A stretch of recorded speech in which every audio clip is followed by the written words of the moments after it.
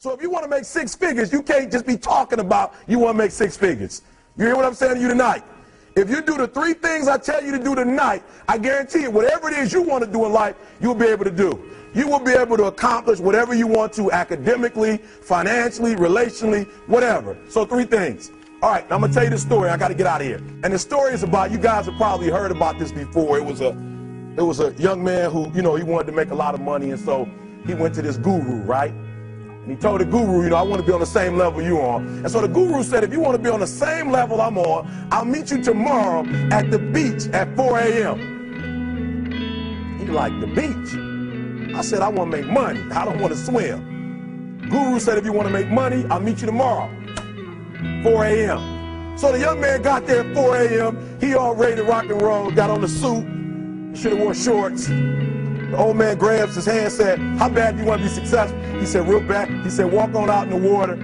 So he walks out into the water. Watch this. When he walks out into the water, it goes waist deep. So he like, this guy crazy. Adrian, he like, I want to make money. He got me out here swimming. I didn't ask to be a lifeguard.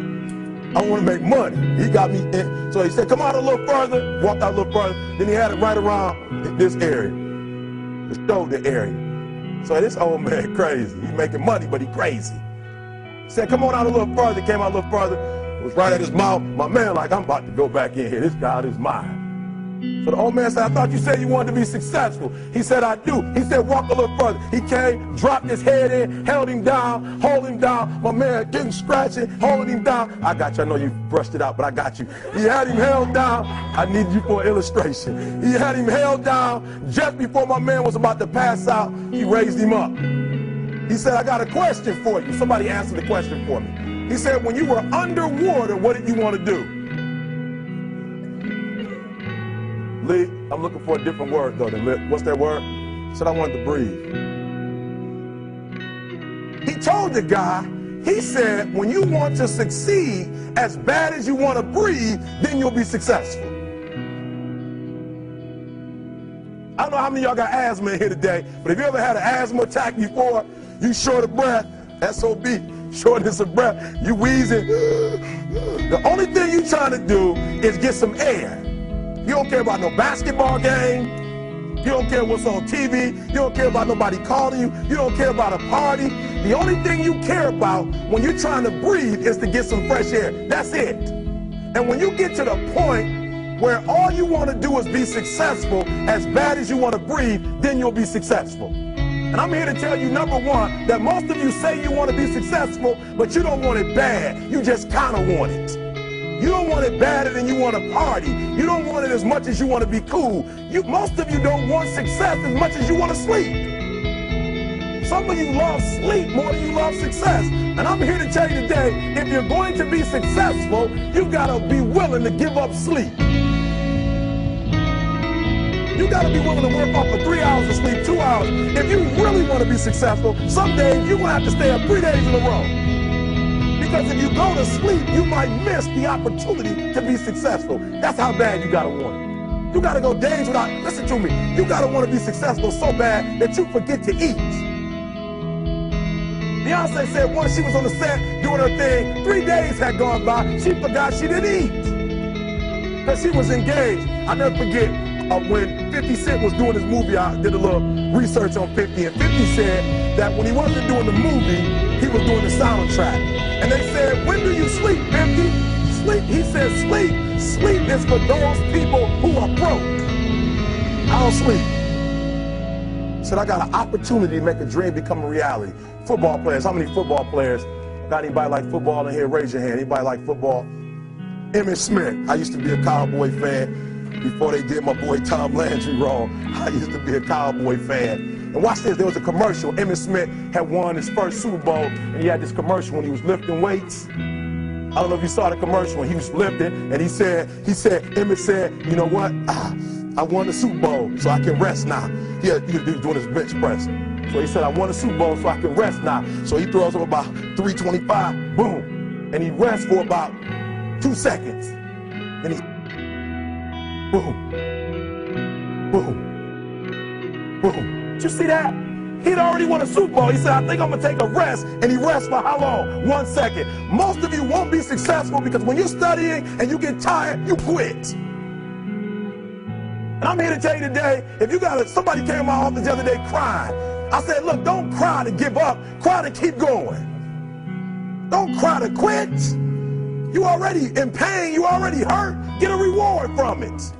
Don't go to sleep until you succeed. Listen to me. I'm here to tell you today that you can come here, you can jump up, you can do flips, you can be excited when we give away money. But listen to me, you'll never be successful until I don't have to give you a dime to do what you do. You won't be successful until you say, I don't need that money, because I got it in here. So listen to me. Emmitt Smith said this at the end of the commercial. Emmitt Smith said, all men are created equal. Some work harder in preseason. I'm going to say it again because you might have missed it. All men are created equal. Some work harder in preseason. So that means that there are some people who are going to see the professor, going to see the TA. And even when the professor says, I don't meet with you, my TA meets with you, you say, I don't want to talk to your TA.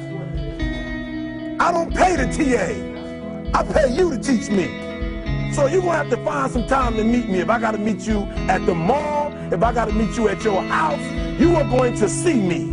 Listen to me. All men are created equal. Some work hard in preseason. When I went to college, guys were way smarter than me. 4.0s, 3.0s. They went to the Ivy League high schools, came to Oakwood from these great high schools. Most of them are not doing what I'm doing. Why? Because it's not about where you come from. It's about heart.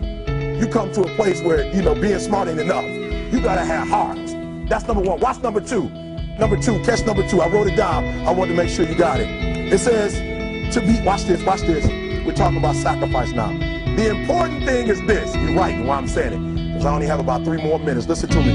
The most important thing is this. To be able at any moment to sacrifice what you are for what you will become. That's the number 2 thing. You got to catch that one. To be able to, listen to me, at any moment. Some of you can make sacrifices when Monday Night Football is not on. You can make a sacrifice. But when the game come on, for some reason, you just attached to it. For some of you, when your favorite show come on, you can make sacrifices on Sunday when ain't nothing going on. But when your favorite show comes on Monday, bam, some of you focus until the phone ring, and then you like, I gotta answer it. If I don't answer the phone, I'm gonna die. I'm saying to you today that there are some of you, if you give up your cell phone, you would be successful. But your cell phone is more important to you than your success.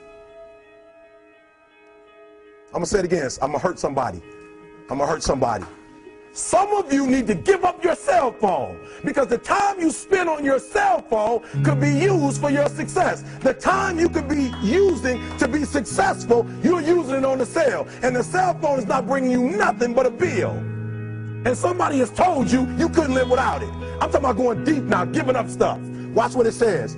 To be able at any moment to sacrifice what we are for what we could be. I don't do well in math. You're right. You ain't never studied.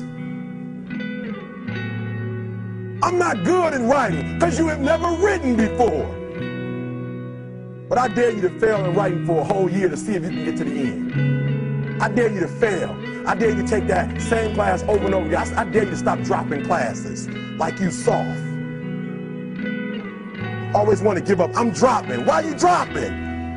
I'm so grateful that the slaves didn't drop and quit. Say, I'm just going to stop. I'm a slave. I'm just going to be a slave. I'm going to quit. Listen to me. The slaves said, we will live because one day we will become. We won't always be slaves.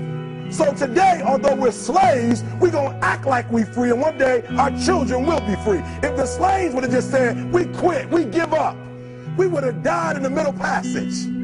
But some slaves said, I don't care what we go through, we're going to survive this. 400 years of slavery, we're going to get through this. And you can't get through it 1825. You can't get through a writing class, and you got tutor after tutor, resource after resource. The problem is, you ain't never felt no pain before. You're soft. It's a soft generation. You quit on everything. Our people did not quit. Harriet Tubman not only made it, she went back and got some more. She said, you know what, I made it, but I'm going to walk all, listen to me, shh. not ride the bus. I'm going to walk all the way back down to the south to get some more. And you quitting on 1825? Now watch this. You quit after you, listen to me, you get a sleeping bag and you wait for them. You wait for the first WRA instructor to come in and you come out your sleeping bag, I need help.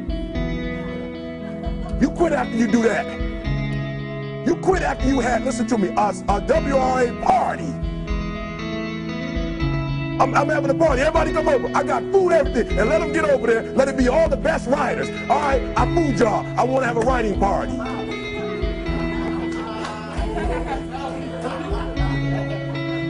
I'm serious. You quit and you ain't even tried yet. Last one. I'm sorry. Last one. Listen to me. Pain is temporary.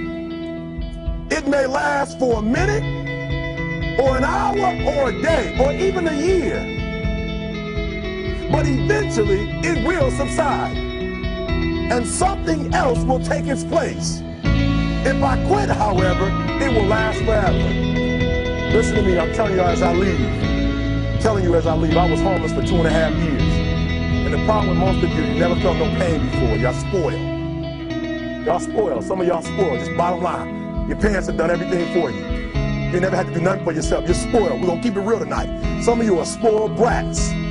Every time you ever got in trouble, somebody in your house got you out of it. Every time you've done something you're not supposed to do, people say, Eric, your mother's a tyrant. You're right. She kicked me out. You're right. She's mean, but she developed a man because she put me out there and said, you're going to have to grow up. And some of you have never learned to grow up.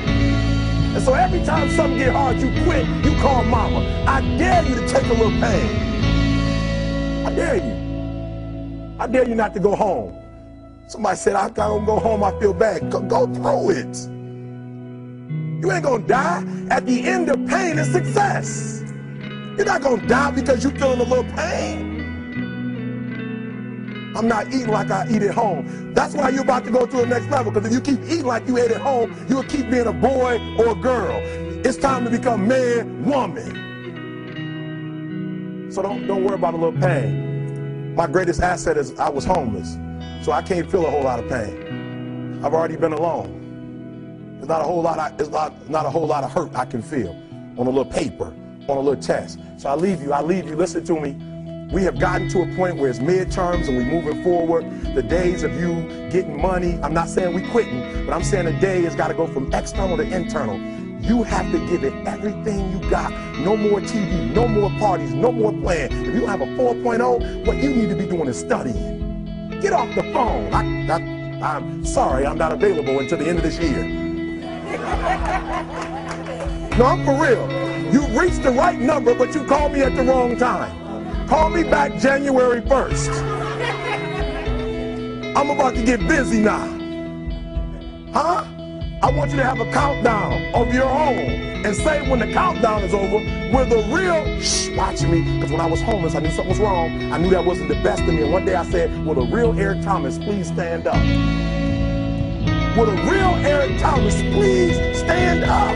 Stop being this high school dropout. Stop giving up. Stop sleeping on the street. Stop walking up and down Fecal Avenue like you ain't got nothing, and get your GED. Stop being afraid to take a test. Stop being afraid to go to college because your daddy didn't go and your mama didn't go.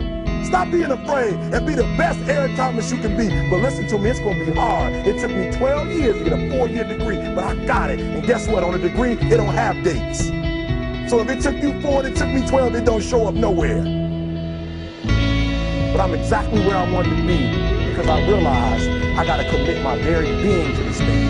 I gotta breathe it, I gotta eat it, I gotta sleep it. And until you get there, you'll never be successful in life. But once you get there, I guarantee you, the world is yours. So work hard and you can have whatever it is you want. Thank you guys for your time.